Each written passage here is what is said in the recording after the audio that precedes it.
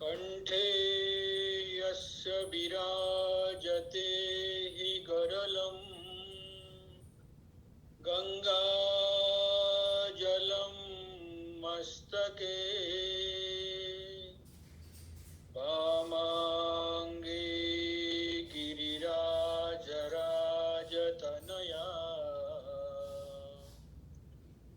जाया भवानी स्थिता नंदीस्कंदगणाधिनाथ सहितो श्री विश्वनाथ प्रभो केदारांचल संस्थितो हि सततं कुर्यात् सदा मंगलम् वंशी विभूषितकरान्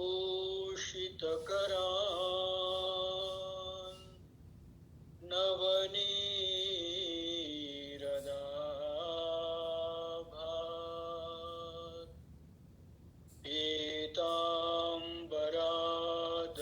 पीताम्बरादरुणबिम्ब फला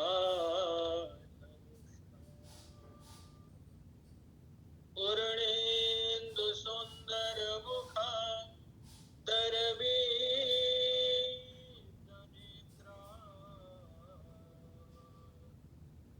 कृष्णाद परं किमपि तत्त्वमहं न जाने गुरुर्ब्रह्मा गुरुर्विष्णुर् गुरुर्देवो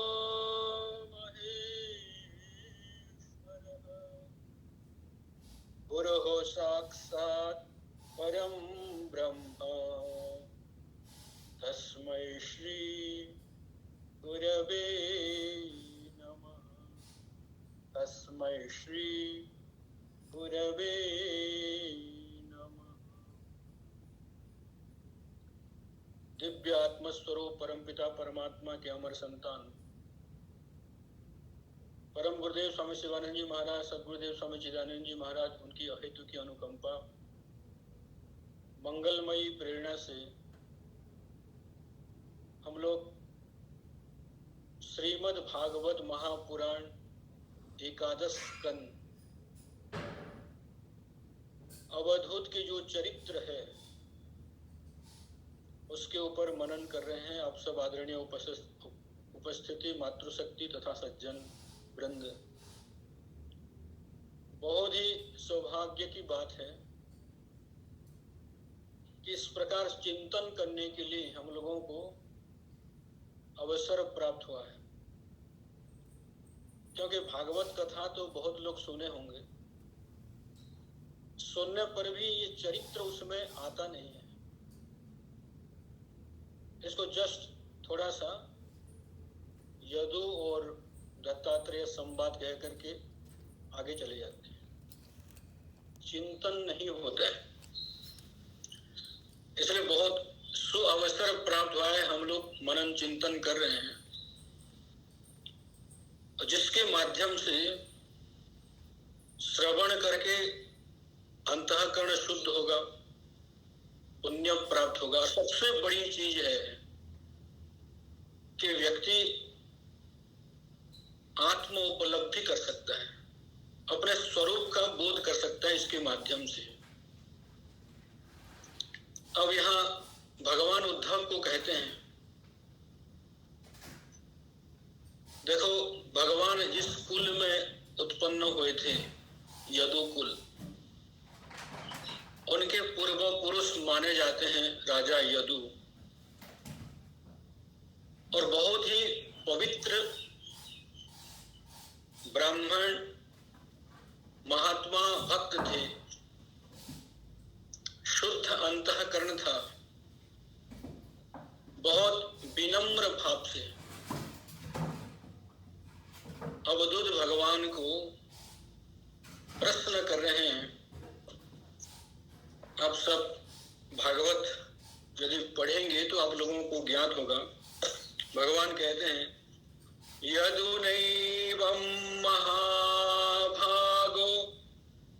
ब्रह्मण्येन सुमेधसा पृष्टः सभाजितः प्राह प्रश्रयावनतं द्विजः।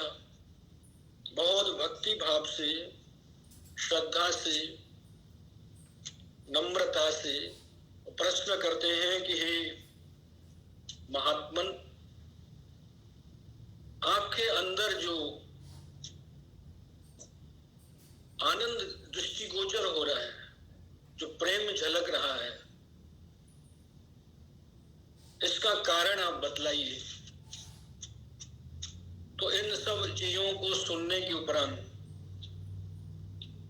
दत्तात्रेय भगवान उनके प्रश्नों का उत्तर देते हैं। संति में गुरवो राजन बहवो बुद्ध्युपाश्रिताः यतो बुद्धिमुपादाय मुक्तोटामिह ताच्छृणु। बहुत सुंदर बात कहते हैं। बहवो मैं गुरवो संति ही राजन। देखो यहाँ कहते हैं कि बहुत गुरु है। यहाँ गुरु शब्द का अर्थ ऐसा मत समझना शिक्षा गुरु, बहुत जगह से उनको शिक्षा मिली। मैं आपको इसके पहले भी बताया था कि जिसका अंतःकरण शुद्ध होता है तो कहीं से भी उसको ज्ञान प्राप्त हो जाए। गुरुदेव स्वामी शिवानंद जी महाराज भी कहते हैं कि जो विश्व है ये ज्ञानालय है। तो जो सीखना चाहता है कहीं से भी शिक्षा ग्रहण कर लेगा। तो कहते हैं हे राजन, मैं बहवो गुरवो संति बुद्धि उपाश्रिता यतो बुद्धि मुपादाय यह मुक्तो अटामी तान श्रेणु। कहते हैं उनसे शिक्षा ग्रहण करके उनके शिक्षा को अपने जीवन में आचरण में मैंने लगाया। और यह का मतलब इस धरती पर मुक्तो अहम अटामी, मैं मुक्त होकर के विचरण कर रहा हूं। तान श्रेणु, उसको मैं आपको एक एक करके सुनाऊंगा। अब यहां पहले ही जो प्रश्न था, भगवान संन्यास क्या चीज है उसको बता रहे थे और उस चीज को थोड़ा सरलीकरण करके, किसी भी चीज को यदि आप सरल करना चाहते हैं तो कोई ना कोई दृष्टांत उसमें देना पड़ता है। आम व्यक्ति, सामान्य व्यक्ति उसको सहज ग्रहण नहीं कर पाता है। एक बार एक शिष्य अपने गुरु के पास गया, कहा कि गुरुदेव, मैं ऐसे सुना हूं कि कुछ लोगों का जो जीवन है बहुत संघर्षमय होता है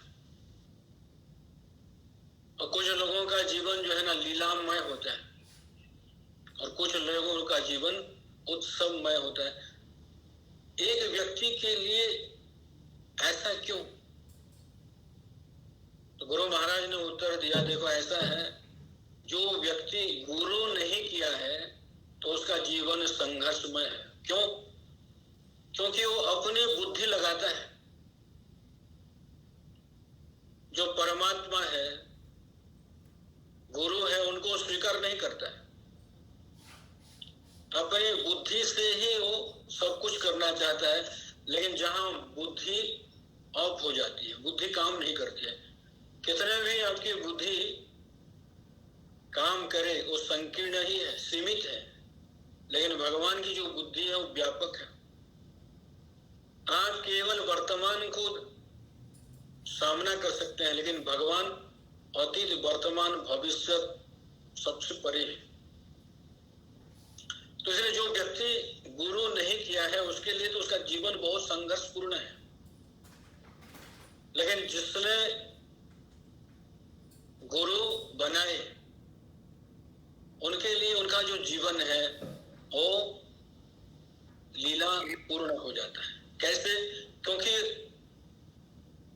गुरु की जो भी क्रियाएं हैं, जो भी कार्य है, वो लीला युक्त होता है। कहने का मतलब कार्य तो जरूर कर रहे हैं, लेकिन उस कार्य से वो अलिप्त है, उस कार्य में कोई अहम भाव नहीं है। तो इसलिए जो गुरु किए हैं, गुरु की बुद्धि से संसार को देखने के लिए प्रयास करते हैं, अपने बुद्धि से नहीं। गुरु का अभिप्राय वही परमेश्वर है। परमेश्वर से जो अभिन्न तत्व है वही गुरु है। तो इसलिए परमेश्वर की दृष्टि से यदि आप संसार को देखते हैं तो आपके लिए संसार लीला मात्र है। तीसरी बात है, जो व्यक्ति गुरु के बताए हुए मार्ग पर चलता है उसका जीवन उत्सव पूर्ण हो जाता है। कहने का मतलब जिस स्थिति में गुरु है उस स्थिति में वो स्वयं पहुंच जाता है। शंकराचार्य भगवान एक जगह पे कहते हैं, दृष्टांतो नैव दृष्टः त्रिभुवन जठरे ज्ञान गुरु परश्चित्तकल्प सनयति यदहो स्वर्णतामश्मसारं न स्पर्शत्वं तथापि श्रितचरणयुगे सद्गुरुः स्वीय शिष्ये स्वीयं साम्यं विधत्ते भवति निरुपमस्तेन वा लौकिकोऽपि। बहुत सुंदर बात कहते हैं, दृष्टांतो नैव दृष्टः त्रिभुवन जठरे सद्गुरु ज्ञान दातो। जो सद्गुरु है, जो ज्ञान देने वाले हैं, उनके लिए संसार में कोई दृष्टांत नहीं है। कोई भी दृष्टांत आप लेंगे तो वो दृष्टांत गुरु के सामने फीका पड़ जाएगा। चाहे आप गंगा लो, समुद्र लो, चंदन लो, आकाश लो, ये सब बौने हो जाएंगे। तो इसलिए जो ज्ञान देने वाले गुरु है उनकी दृष्टि में आप यदि उनको अनुभव करना चाहते हैं, क्योंकि गुरु जो है ना स्वयं परमेश्वर है, परम तत्व है। गुरु तत्व और जो परमेश्वर तत्व है एक और अभिन्न है। दृष्टांतो नैव दृष्टः त्रिभुवन जठरे सद्गुरु ज्ञान दातु। तीनों लोगों में कहीं भी उनके अनुरूप दृष्टांत आपको मिलेगा नहीं। कहने का मतलब कितनी ऊंचाई पे है। तो कहते हैं स्पर्शश्चित। कोई व्यक्ति सोचता है पारस का पत्थर है गुरु, जैसे पारस के पत्थर किसी भी लोहे को स्पर्श करे तो वो स्वर्ण में तब्दील हो जाता है। कहते हैं स्पर्शश्चित तत्र कल्प्यः सनयति यदहो स्वर्णताम अस्मसारम। अस्म कहते हैं जो लोहा है उसमें वो उस लोहे को स्वर्ण बना देता है। न स्पर्शत्वम, लेकिन गुरु उसके जैसा नहीं है। तथापि स्थित चरण युगे सद्गुरु स्वीय शिष्य। जो गुरु के आश्रय में रहते हैं, जो भी शिष्य गुरु के आश्रय में रहते हैं, कहने का मतलब गुरु भक्त है, गुरु मुखी है, गुरु की वाणी को अक्षरशः पालन करने वाला। सद्गुरु स्वीय शिष्य, उस प्रकार के जो शिष्य है, स्वीयम साम्यम विधत्ति। कहने का अभिप्राय जो उनका स्वरूप है उस स्वरूप में ले जाकर के वो भी उनको स्थित कर देते हैं। स्वीयम साम्यम विधत्ति। अब देखिए गुरु का अभिप्राय है ब्रह्म, तो इसलिए ब्रह्म स्थिति में वो भी चला जाता है। इसलिए गुरु अलौकिक है, लौकिक नहीं। कहते हैं जो गुरु के शरीर को आप लौकिक नहीं मानना चाहिए। क्यों? क्योंकि उस शरीर के माध्यम से आप उस दिव्यता को संस्पर्श किए, दिव्यता को अनुभव किए। तो इसलिए गुरु के जैसा दृष्टांत संसार में कहीं भी नहीं मिलेगा। दूसरी बात, भगवत तत्व को बताने के लिए भगवान के अलावा दूसरा कोई हो ही नहीं सकता। भगवान ही अपनी भगवत्ता को बता सकते हैं। इसलिए वही गुरु के रूप में अवतरित होकर के उनके संस्पर्श में आने वाले जो भी साधक साधिका हैं, उनको उस स्थिति में लाने के लिए जो प्रयास करते हैं वही तो गुरु है। देखिए, जो गुरु है उनसे हम लोग नहीं ग्रहण कर पाते हैं। और यहाँ दत्तात्रेय भगवान कहते हैं कि जो प्रकृति है, उन प्रकृतियों से मैंने 24 गुरु जो है अपने जीवन में धारण की, और उन गुरुओं से जो जो शिक्षा मुझे हासिल हुई, उन शिक्षाओं को अपने आचरण में, व्यवहार में, बोध में मैंने लगाया। और आज उस ज्ञान के नाते मैं संसार में बिल्कुल निर्भीक भ्रमण कर रहा हूं। किसी से कोई भय नहीं है, किसी से राग द्वेष नहीं है, किसी से कोई मतलब नहीं है, कोई स्वार्थ नहीं है, बिल्कुल मस्त मलंग है, मस्त मौला है। तो इसीलिए यहाँ दत्तात्रेय भगवान जो 24 गुरु है बनाए हैं, उन गुरुओं से हम लोगों को भी शिक्षा प्राप्त हो सकती है यदि हम उसको अपने जीवन में धारण करेंगे। तो कहीं भी अच्छी चीज है तो उसको जीवन में धारण करना चाहिए। अमेध्यादपि कांचनम। अच्छा, सोच लीजिए, आप लेट्रिन करने के लिए गए हैं और आपके सोने का जो चेन है, हार है, किसी कारण से टूट करके उस मल में ही गिर जाए, तो उस सोने को त्याग कर देंगे कि वहां से उद्धार करेंगे? कोई भी व्यक्ति उसको फेंकेगा नहीं, त्याग नहीं करता है। भले मल में है, उससे ला करके फिर शोधित करेगा और फिर धारण करता है। तो ठीक इसी प्रकार अमेध्यादपि कांचनम, कितने भी अपवित्र जगह पे यदि सोना पड़ा हुआ है तो बुद्धिमान व्यक्ति उस सोने का उद्धार करता है। ठीक इसी प्रकार जो शुद्ध अंतःकरण वाले हैं,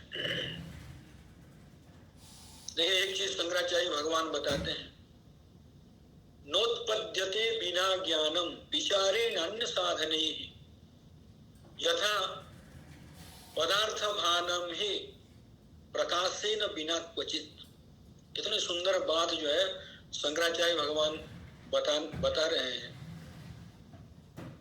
कहते हैं आप कमरे में बैठे हैं और बिजली चली गई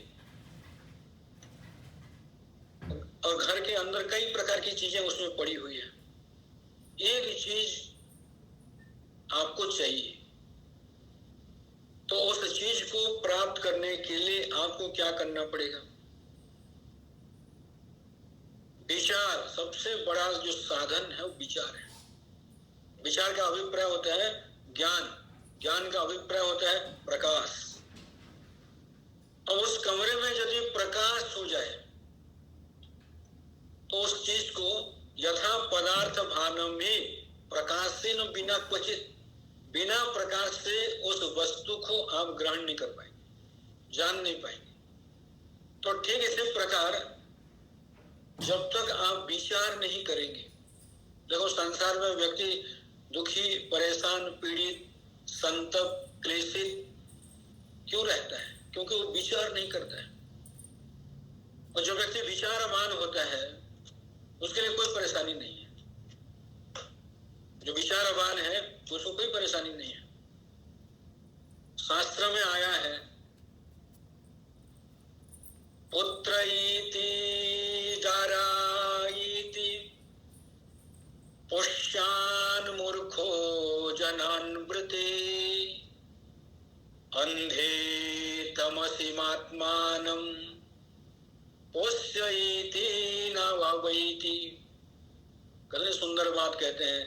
सांसारिक व्यक्ति हर समय ये कहता है, पुत्र इति दारा इति पोष्यान इति वृति।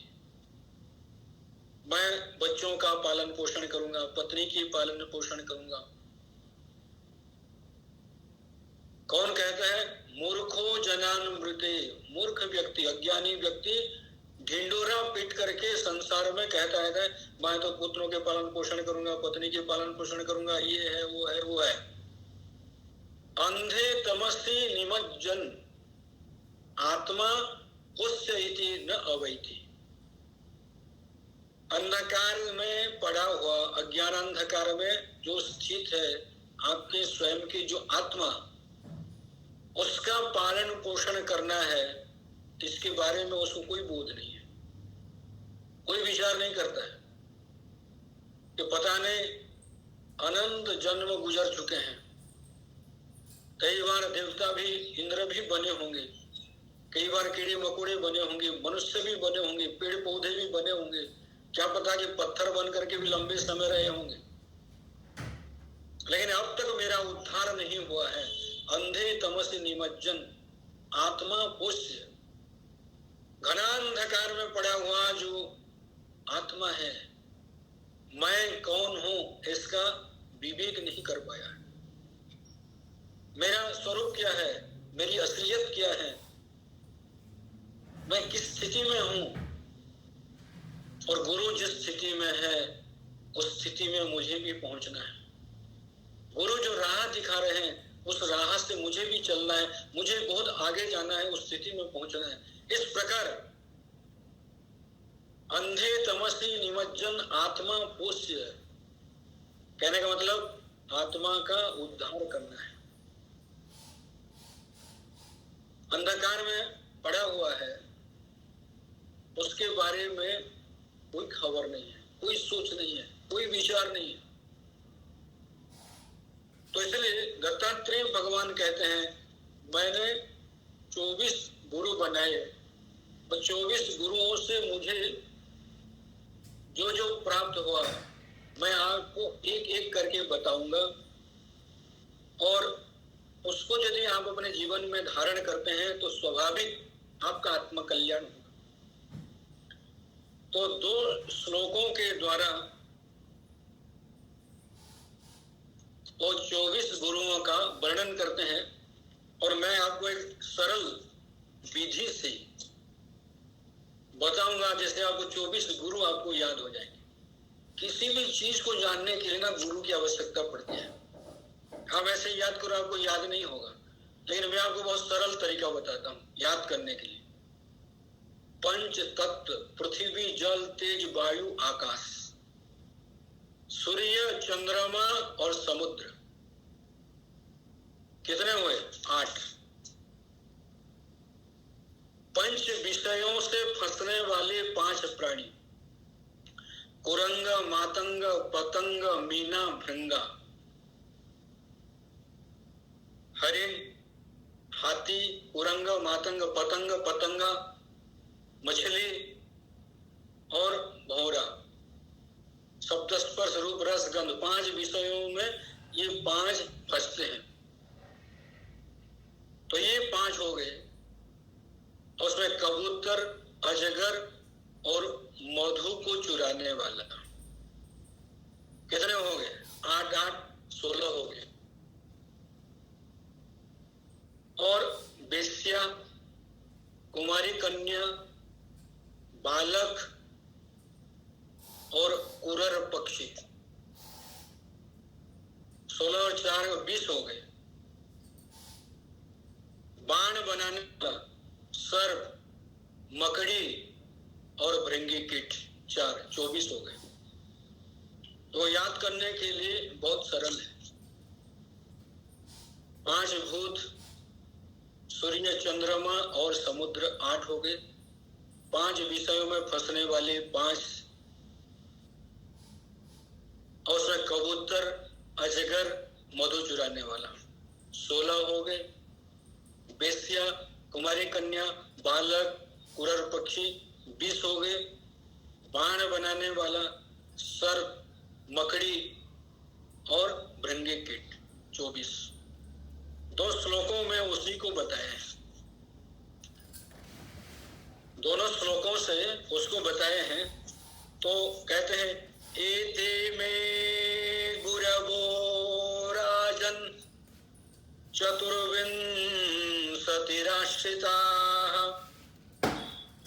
शिक्षा वृत्तिभिरेते सा मन्न शिक्षम इहात्मनः। एते में गुरवः राजन चतुर्विंशतिराश्रिता, 24 गुरुओं को आश्रय करके शिक्षा वृत्ति भी,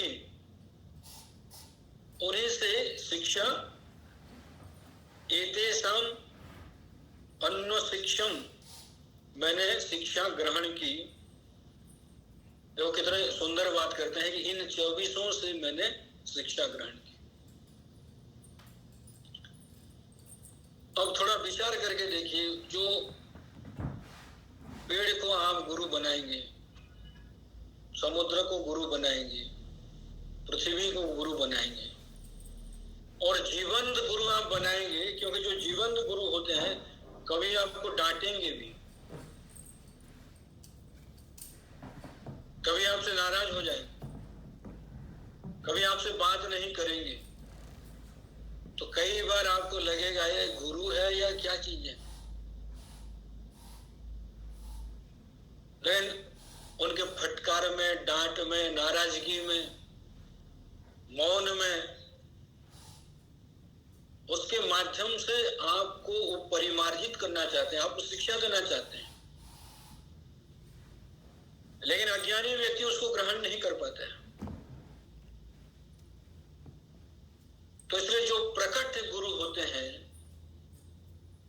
तो उनको आत्मसात करना बड़ा कठिन होता है। जैसे आप सोच लीजिए, मंदिर में जाकर के हाथ ऊपर करके हे जय जगन्नाथ, ये करना तो बड़ा आसान है। लेकिन अभी अभी सावित्री अमावस्या चली गई, पति को परमेश्वर मानना इतना आसान है क्या? रोज सवेरे जब उठते हैं तो आपस में कहासुनी हो जाती है, परस्पर में झगड़ा, झंझट, विद्वेष, पता नहीं क्या क्या गुजर जाता है, हो जाता है। तो इसलिए जो गुरु है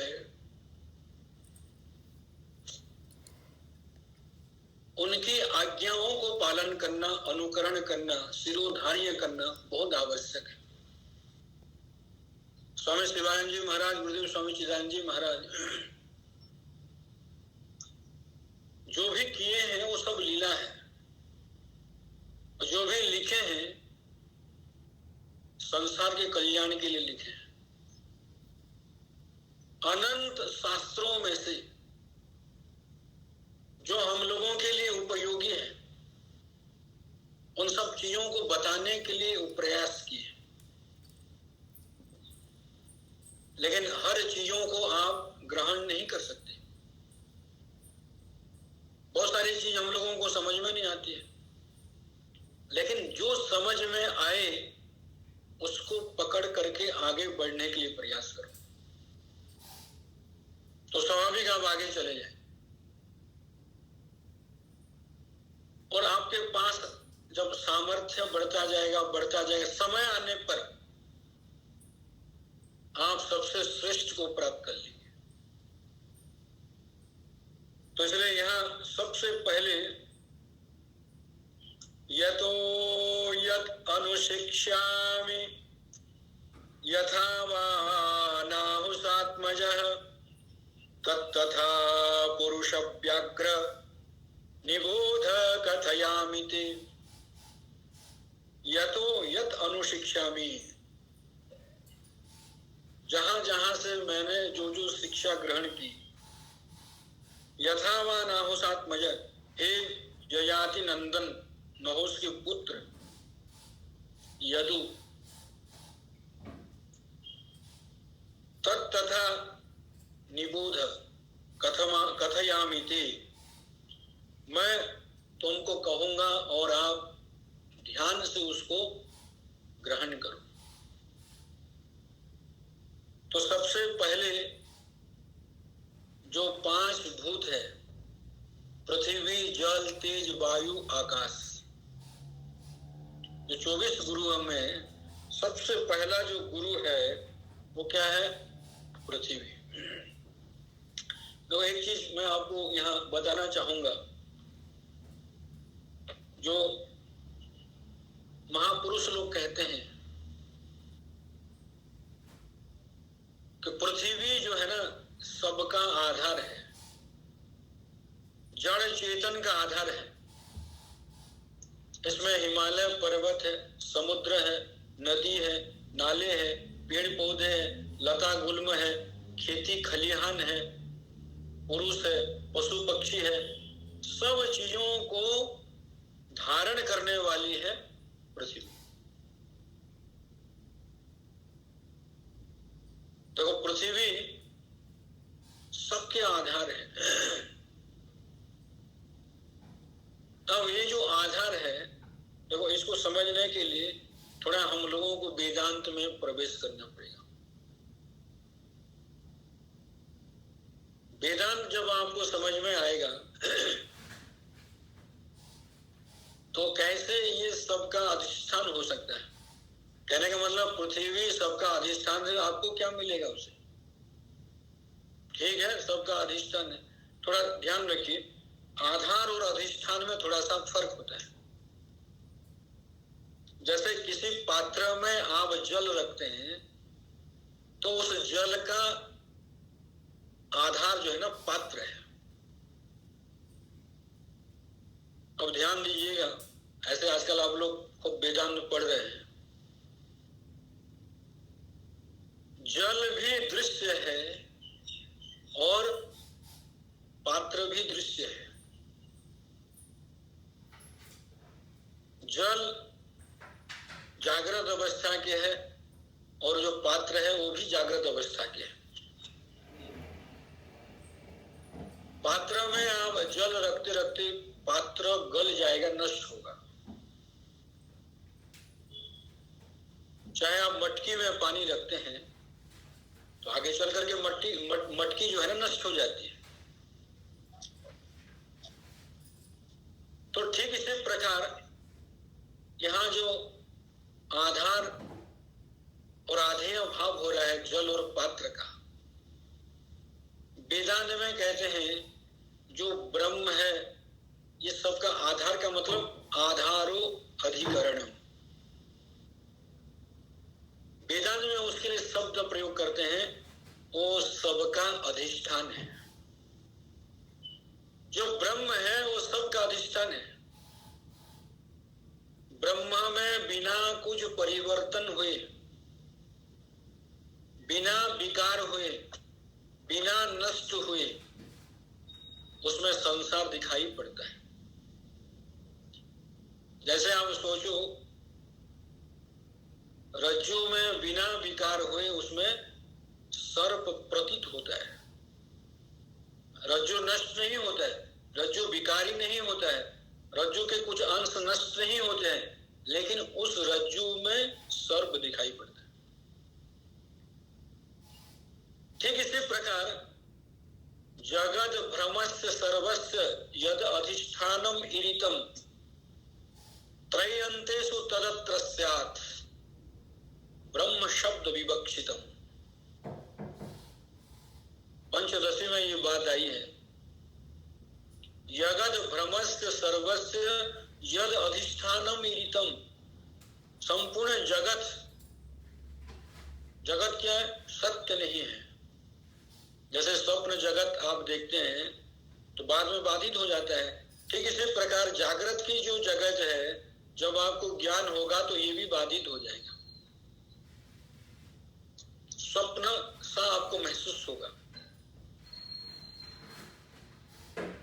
तो जैसे ये ब्रह्म है, बिना विकार को प्राप्त हुए इस ब्रह्म में जगत दिखाई पड़ रहा है। अब जो ब्रह्म है और आप कौन है? 3 शरीर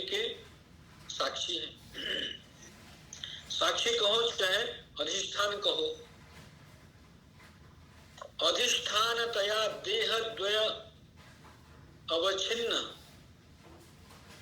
अधिष्ठान रूप से दोनों देह का जो युक्त है, जागृत और स्वप्न के जो शरीर है इसमें जो युक्त है, कूटवत निर्विकारेण स्थितः कूटस्थ इति उच्यते। बिना कुछ परिवर्तन हुए जो स्थित है, कूटवत निर्विकारेण स्थितः कूटस्थ इति उच्यते, उसी को यहाँ कूटस्थ शब्द कहे। और जो कूटस्थ है और जो ब्रह्म है दोनों एक है। देखो जीव और ईश्वर में भेद होता है, लेकिन जो कूटस्थ है, जो साक्षी है, और जो ब्रह्म है वो दोनों एक और अभिन्न है, अद्वितीय है। इसके लिए समाधान दिए हैं वहां, कूटस्थ ब्रह्मणोर भेद नाम मात्रात रीते नहीं, घटाकाशो महाकाशो वियुज्यते नहीं क्वचित।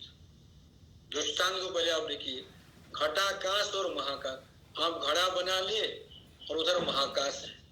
अब घड़ा बनाने के बाद जो आकाश है कुछ टूट जाता है क्या? बिना टूटे, बिना विकार हुए घट उसमें बन जाता है और लोग उसको घटाकाश कहते हैं। जबकि घटाकाश और महाकाश में घट के पहले भी कोई भेद नहीं था, जिस समय घट है उस समय भी कोई भेद नहीं है, घट नष्ट होने के बाद भी कोई भेद नहीं, वो एक है और सम है। तो ठीक इसी प्रकार कूटस्थ ब्रह्मणोर भेद नाम मात्रा रीति नहीं, उसमें तो नाम मात्र के केवल शब्द उच्चारण किया जाता है कि कूटस्थ है, ये ब्रह्म है। कूटस्थ और ब्रह्म जो है ना ये अधिष्ठान है। जैसे चराचर के आधार पृथ्वी है, ठीक इसी प्रकार संपूर्ण चराचर के अधिष्ठान आप स्वयं है, जो कूटस्थ है, जो ब्रह्म है, जो साक्षी है। तो आप स्वयं साक्षी स्वरूप है। साक्षात पश्यतीति साक्षी। देखो किसी वस्तु को जानने के लिए चक्षु की भी आवश्यकता पड़ती है और प्रकाश की भी आवश्यकता पड़ती है। आपसे भिन्न कोई वस्तु है,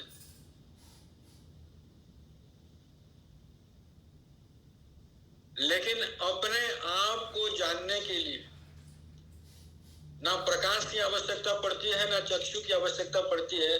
जैसे आप दृष्टांत समझिए कि आप घनांधकार में, बिल्कुल अमावस्या की रात में कमरे में अकेले बैठे हैं, बिजली भी नहीं है, कुछ दिखाई नहीं पड़ता है, अपना शरीर भी नहीं दिखाई पड़ रहा है, उस अवस्था में भी मैं हूं, इसको आप जानते हैं, मैं हूं। इसको जानने के लिए बाह्य प्रकाश की आवश्यकता नहीं, ना सूर्य चंद्रमा, ना दीप और बल्ब की आवश्यकता है, ना चक्षु की आवश्यकता है। तो इसलिए जो स्वयं प्रकाशित है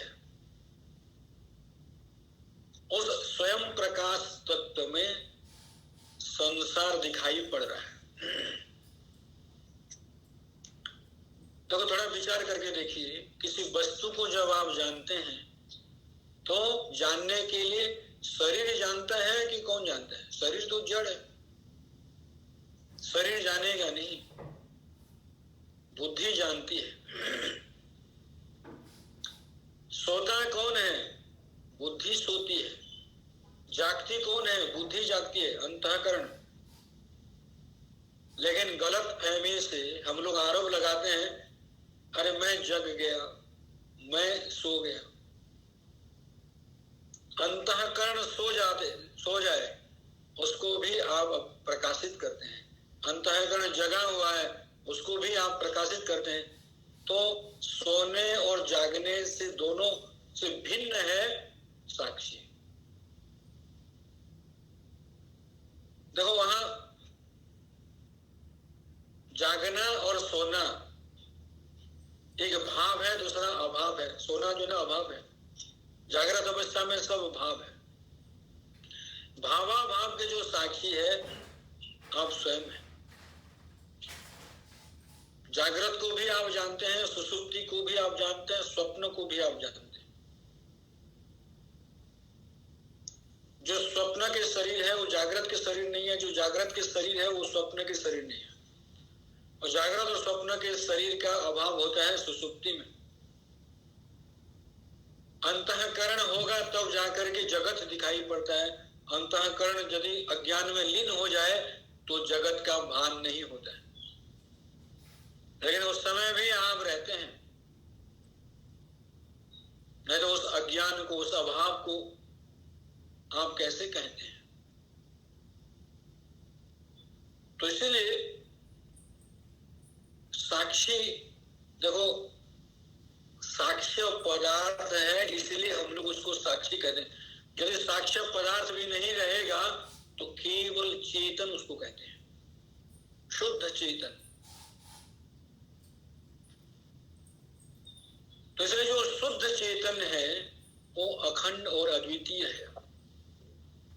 दूसरी बात, आप चेतन है, अस्तित्व का बोध है, आप सबको जानते हैं, शरीर को जानते हैं, मन इंद्रिय बुद्धि को जानते हैं, समुद्र को जानते हैं, नदी नाले पहाड़ सूर्य चांद तारे को जानते हैं। क्योंकि जड़ को जो जानता है ना वो चेतन है। आप स्वयं चेतन है और चेतन से भिन्न यदि ब्रह्म होगा तो ब्रह्म नष्ट हो जाएगा, जड़ होगा। जो जाना जाता है वो जड़ है और जो जानता है वो स्वयं चेतन है। तो इसलिए जो ब्रह्म है, संपूर्ण ब्रह्म के जो अधिष्ठान है, जगत के जो अधिष्ठान है वो ब्रह्म है। और केवल देह द्वय, जागृत और स्वप्न, इन दोनों से विशिष्ट, इन दोनों के घेरे में जो चेतन है उसको कहते हैं साक्षी। तो ये जो साक्षी है और जो ब्रह्म है, दो नहीं है, एक है, अद्वितीय तत्व। दूसरी बात, जो साक्षी है वो यदि परिच्छिन्न हो जाएगा, तो कोई भी चीज यदि सीमित हो जाए, परिच्छिन्न हो जाए तो वो नष्ट हो जाता है। जो व्यापक होता है वो कभी भी नष्ट नहीं होता है। इसलिए आपका जो स्वरूप है, आप सर्वव्यापक तत्व है, सर्वधि साक्षीभूतम। केवल आप अपने बुद्धि के साक्षी नहीं है, संसार में जितने भी प्राणी हैं सर्वेषां धीवृत्तिनां साक्षी स्वयं एव, आप स्वयं ही साक्षी है। तो इसलिए आप सर्वव्यापक सत्ता है। जो कहते हैं ना, ईश्वर अंश जीव अविनाशी, आप यदि अंश होंगे तो नष्ट हो जाएंगे। आप अंश नहीं है, सर्वव्यापक सत्ता है। इसलिए ब्रह्म सूत्र पढ़ना पड़ेगा। वहां अंश शब्द का क्या अर्थ है, ब्रह्म सूत्र में उसका विचार आता है। अंश के जैसा अंश है, अंश नहीं है। शरीर में उसकी उपलब्धि होती है, इसलिए वहां अंश शब्द का प्रयोग कर लिया जाता है, जबकि वो अंश नहीं हो। अंश का मतलब टुकड़ा हो गया, और जो भी टुकड़ा हो जाएगा वो तो नष्ट हो जाएगा। आप यदि अंश होंगे तो आप भी नष्ट हो जाएंगे, लेकिन आप अविनाशी सत्ता है। अविनाशी तु तद्विद्धि येन सर्वमिदं ततम् विनाशम अव्यस्यास्य न कश्चित् कर्तुमर्हति।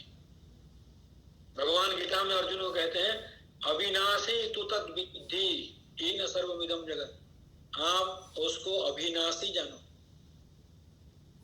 येन सर्वमिदं ततम्, सारे विश्व में, ततम का मतलब व्याप्त है।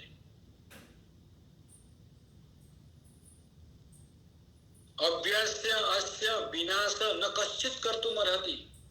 वो अव्यय है, उसका विनाश कोई कर ही नहीं सकता। ये आपका स्वरूप है। तो इसलिए आप संपूर्ण जगत के अधिष्ठान हैं।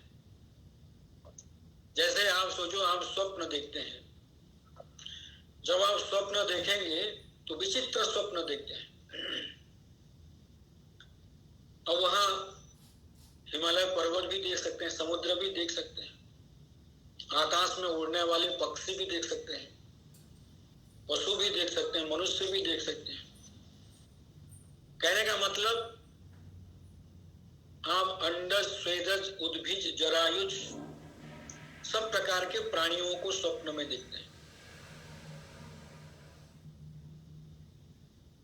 और वो वहां से उत्पत्ति भी होते हैं, वहां उसकी स्थिति है, वहां लय भी होते हैं। यतो वा इमानी भूतानि जायन्ति येन जातानि जीवन्ति यद प्रयन्ति अभिसंविशन्ति तत् ब्रह्म तद विजिज्ञास्वस्य। तैत्तरीय उपनिषद में ये बात आई है। आपसे ही स्वप्न बना और कुछ पल स्वप्न वहां रहा और फिर उसके बाद स्वप्न नष्ट हो गया। अब जैसे इसको समझने के लिए सर्वव्यापक मिट्टी तो पहले से है, उस मिट्टी से कुछ अंश आप लेकर के एक घड़ा बनाया और आगे चल करके वो घड़ा नष्ट हो गया। पहले भी मिट्टी थी, जिस समय घड़ा आप देख रहे हैं उस समय भी मिट्टी ही है, और जब घड़ा नष्ट हो जाएगा तो उस समय भी मिट्टी है।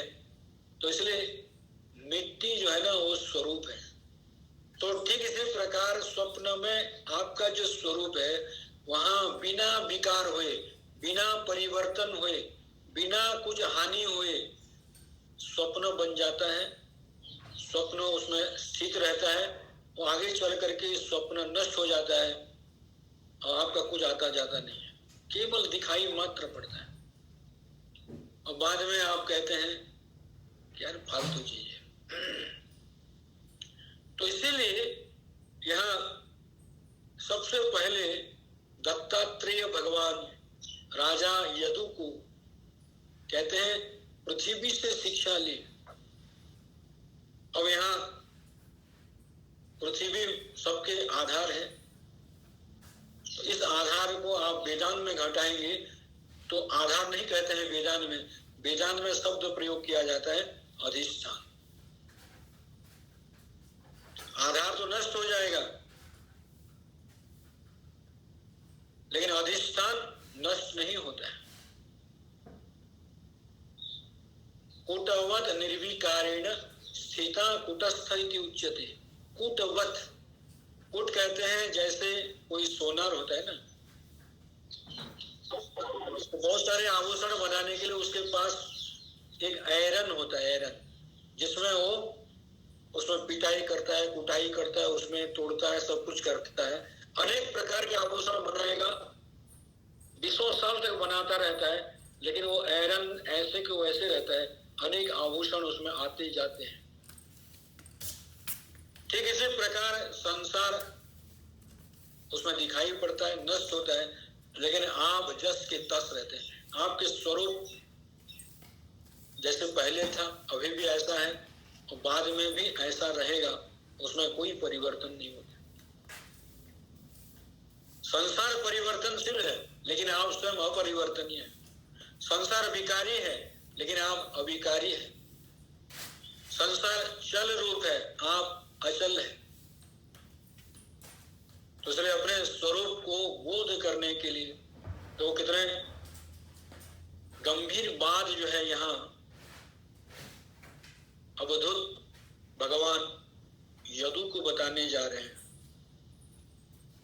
और इसी से हम लोगों को शिक्षा लेनी पड़ेगी कि भाई जन्मता कौन है, मरता कौन है, शरीर। आता जाता कौन है, सूक्ष्म शरीर। और हम लोग कहते हैं नहीं, मेरा जन्म अमुक तारीख इतने बजे हुआ था। अब मरने के बाद भी अपने बेटा बेटी होंगे, चेला चेली होंगे, तो वो भी लिखेंगे कि भाई ये शरीर इतने समय नष्ट हुआ था। जन्म और नष्ट होने वाली जो चीज है वो शरीर है,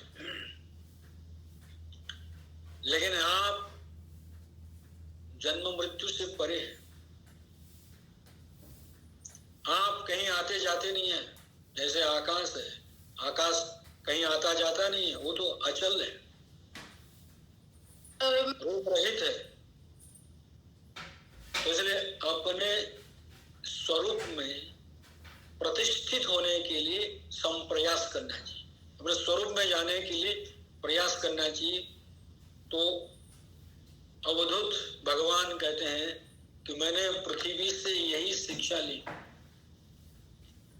कि जो सबका अधिष्ठान है, जो ब्रह्म है, क्योंकि वेद कहता है अयम आत्मा ब्रह्म, जो साक्षी है वही ब्रह्म है। लेकिन हम लोग साक्षी की स्थिति में नहीं पहुंच पाते हैं। जब प्रयास करेंगे तो स्वाभाविक आज नहीं तो कल अपनी स्थिति में आ जाएंगे। देखो भगवान हम लोगों को सब प्रकार की सामर्थ्य दे रखे हैं, थोड़ा प्रयास करेंगे तो उस स्थिति में हम लोग जा सकते हैं। कोई व्यक्ति बहुत प्रयास करेगा वो करोड़पति नहीं बन सकता, उसके भाग्य में है नहीं। कोई व्यक्ति बहुत प्रयास करेगा राष्ट्रपति बनने के लिए, राष्ट्रपति नहीं बन सकता क्योंकि उसके प्रारब्ध है नहीं। लेकिन अपने ब्रह्म स्थिति में जाने के लिए यदि आप प्रयास करते हैं तो अवश्य आप पहुंच सकते हैं, क्योंकि ये आपका जन्म सिद्ध अधिकार है। आप अपने स्वरूप को अनुभव कर सकते हैं। तो इसलिए आध्यात्म शास्त्र कहता है, वेद कहता है, महापुरुष लोग कहते हैं कि हम लोग संसार में आए हैं तो आत्म साक्षात्कार के लिए प्रयास करना है। गुरुदेव स्वामी शिवानंद जी महाराज यही तो दिव्य उपदेश दिए, no thyself and be free, अपने आप को जानो और मुक्त हो जाओ। संसार को जानने से कोई मुक्त नहीं होता है। क्यों? क्योंकि संसार विनाशी चीजों को यदि आप जानेंगे तो आप भी विनाश हो जाएंगे। लेकिन अविनाशी तत्व को यदि आप बोध कर लेते हैं तो आप स्वयं पहले से अविनाशी है ही, अज्ञान के कारण आपको बोध नहीं हो रहा है, बस अज्ञान मात्र को हटाना है। तो इसलिए गुरु शब्द बनता है ग्री निगरणे धातु से। कहते हैं जो गुरु है शिष्य के अज्ञान को निगल जाते हैं। कहने का अभिप्राय शिष्य के अंदर जो संशय है, जो अज्ञान है, बोध करा करके उस अज्ञान को नष्ट कर देते हैं। तो बीच में जो शरीर को मैं मेरा मान रहे हैं, अंतःकरण को मैं मेरा मान रहे हैं, ये नष्ट हो जाएगा। मैं ही सर्वव्यापक सत्ता हूं, ऐसा आपको बोध होगा। तो यहाँ अधिष्ठान के रूप में पृथ्वी से सबसे पहली शिक्षा है क्या आप सर्वाधिष्ठान है। हम लोगों के जो नाम रूप है, कोई आनंद स्वरूप है, कोई चिदानंद जी है, कोई शिवानंद जी है, कोई और प्रज्ञानंद है, आदि आदि। ये जो नाम रूप है ये भी बोध करा रहा है कि आप आनंद रूप है, सत्यचित आनंद तत्व है, उसको बोध करना है। इसके ये इसमें बताए हैं। और पृथ्वी से और दो शिक्षा उन्होंने ली, सहनशीलता और परोपकारिता। उसका विचार हम लोग आगामी सत्र में करेंगे। ओम पूर्णमदः पूर्णमिदं पूर्णात् पूर्णमुदच्यते पूर्णस्य पूर्णमादाय पूर्णमेवावशिष्यते।